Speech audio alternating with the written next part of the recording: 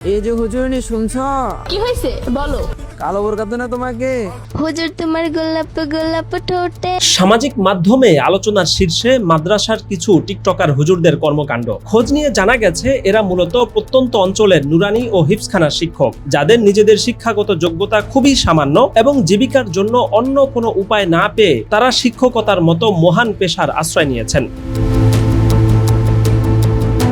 সামাজিক মাধ্যমে ছড়িয়ে পড়া এসব কন্টেন্টে দেখা গেছে ছোট ছোট শিশুদের নানা রকম ছবি ও ভিডিওকে অশালীন ক্যাপশন দিয়ে ছেড়ে দেওয়া হয়েছে, যা দেশব্যাপী ব্যাপক সমালোচনার জন্ম দিয়েছে এবং ছেলে ও মেয়ে উভয় ধরনের মাদ্রাসাতেই এই ধরনের বেশ কিছু তথ্য সামনে এসেছে।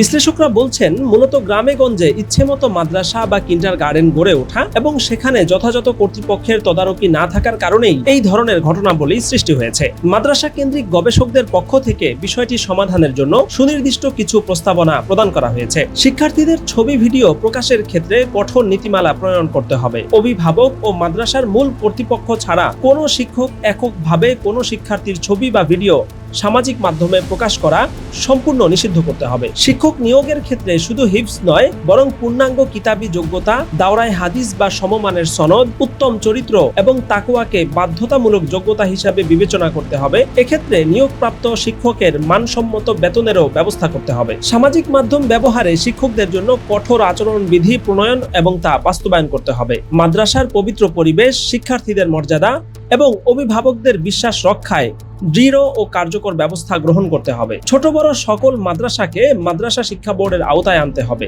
অন্যথায় সরকারের সাথে সমন্বয় করে সেগুলো বন্ধ করতে হবে। সবচেয়ে গুরুত্বপূর্ণ দাবি জানানো হয়েছে যে যেসব শিক্ষক শিক্ষার্থীদের ছবি ভিডিও সামাজিক মাধ্যমে প্রকাশ করেছেন এবং অশোভন, অরুচিকর বা শিক্ষক সুলভ মর্যাদার পরিপন্থী ক্যাপশন ব্যবহার করেছেন, তাদের বিরুদ্ধে অবিলম্বে তদন্ত করে দৃষ্টান্তমূলক শাস্তির ব্যবস্থা করতে হবে।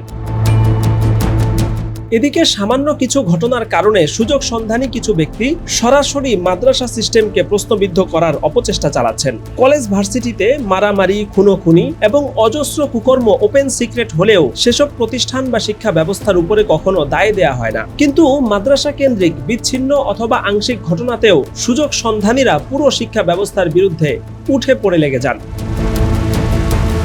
সাম্প্রতিক ঘটনার পরেও এক শ্রেণীর ব্যক্তি বিষোদ্গার করে বলছেন, বসে বসে এই ধরনের অপকর্ম করা ছাড়া মাদ্রাসা শিক্ষিতদের রাষ্ট্রীয় পর্যায়ে কোনো অবদান নেই। অথচ সাম্প্রতিক বন্যায় শায়েখ আহমদুল্লাহ সহ আলেমদের পরিচালিত সেবা সংস্থার মাধ্যমে শত কোটি টাকা ত্রাণ বিতরণ, একমাত্র হাফেজদের মাধ্যমেই বাংলাদেশের সারা বিশ্বে বারবার প্রথম স্থান অর্জন এবং মাদ্রাসাগুলোতে দেশের লাখ লাখ এতিম গরিবকে খাদ্য, বাসস্থান ও পড়ালেখার বিনামূল্যে ব্যবস্থা করার পরেও সুবিশাল এসব কর্মকাণ্ডকে সমালোচকদের চোখে পড়ে না। কাজেই কারো ব্যক্তিগত অপরাধ পাওয়া গেলে তার যেমন বিচার করতে হবে, তদ্রূপ হাতে গোনা কিছু মানুষের কারণে পুরো শিক্ষা ব্যবস্থা নিয়ে যারা প্রশ্ন তোলে তাদের আসল চেহারা জাতির সামনে উন্মোচন করে দিতে হবে, এমনটি দাবি জানিয়েছেন সামাজিক মাধ্যম ব্যবহারকারীরা।